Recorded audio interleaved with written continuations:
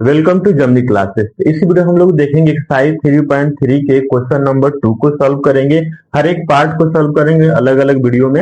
इसके पहले वाले वीडियो में जो भी है क्वेश्चन 1 के जितने भी पार्ट थे उसको सॉल्व कर दिए गए, आप जाके विजिट करके देख सकते हैं। तो इसमें पहले पढ़ते हैं क्वेश्चन को क्या कह रहा है।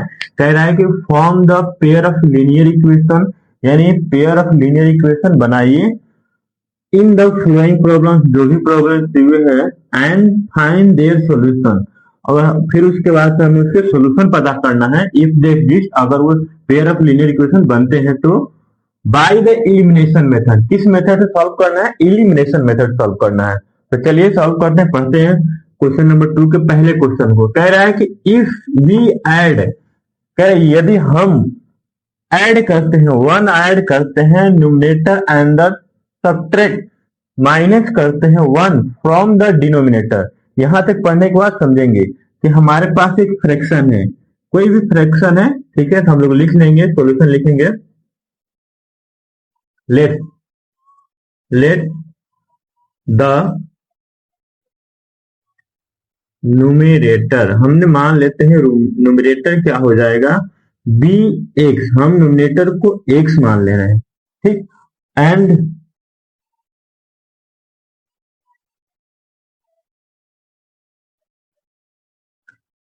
द डिनोमिनेटर को हम लोग y मान रहे हैं। हमने x मान लिया न्यूमरेटर को और डिनोमिनेटर को y मान लिया, तो फ्रैक्शन जो बनेगा वो बनेगा x अपॉन वाई।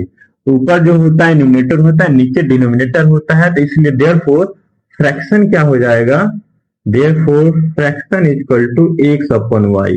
अब चलते हैं अकॉर्डिंग टू क्वेश्चन, कि क्वेश्चन कह रहा है। पहला कंडीशन ये है कि हमारे पास कोई फ्रैक्शन है, ठीक है, फ्रैक्शन मान लिए, कह रहा है कि वन ऐड कर दिए न्यूमरेटर, हम वन ऐड कर देंगे, ठीक, एंड सब्ट्रैक्ट तो माइनस कर देंगे वन।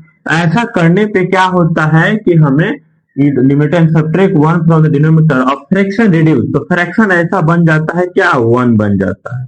अब सिंप्लीफाई करते हैं, यहाँ कुछ भी नहीं नीचे, तो ये डायरेक्ट यही रह जाएगा। मल्टीप्लाई क्रॉस मल्टीप्लाई करते हैं तो x प्लस वन इधर हो जाएगा, और ये one into y minus one multiply करेंगे, ये x प्लस वन ही रह जाएगा, और ये हो जाएगा y माइनस वन। सिंप्लीफाई कर देते हैं, x को इधर ला देते हैं और y को भी इधर ला देते हैं, x और इधर आएगा तो माइनस का y, और ये माइनस का वन यही रह जाएगा, ये आएगा तो माइनस का वन हो जाएगा। तो इस तरह इक्वेशन जो बनेगा x minus y equal to minus का टू, ये पहला इक्वेशन बन गया।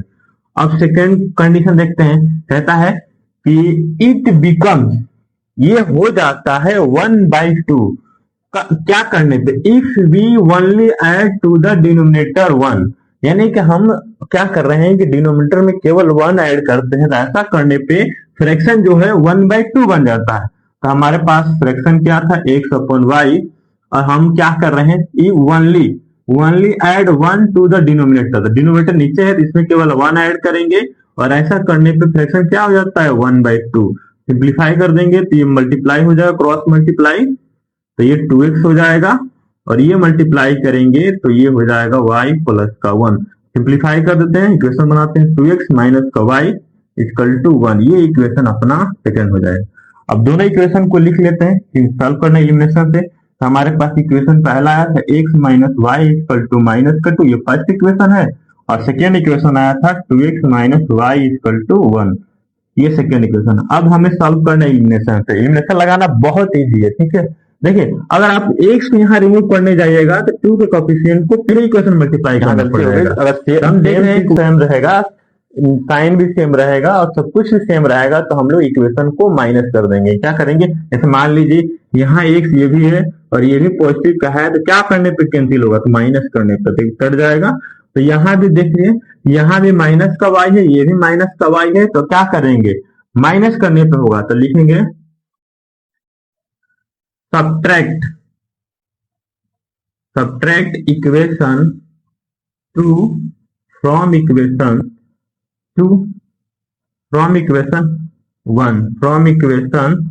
वन से माइनस कर देते हैं, तो 2 इक्वेशन है, सब्ट्रैक्ट इक्वेशन 2 फ्रॉम इक्वेशन 1 से, तो x माइनस वाई को वहीं रहने देते हैं और -2, तो ये 2x यहीं रखते हैं और ये रखते हैं y, और यहाँ पे हो जाएगा y।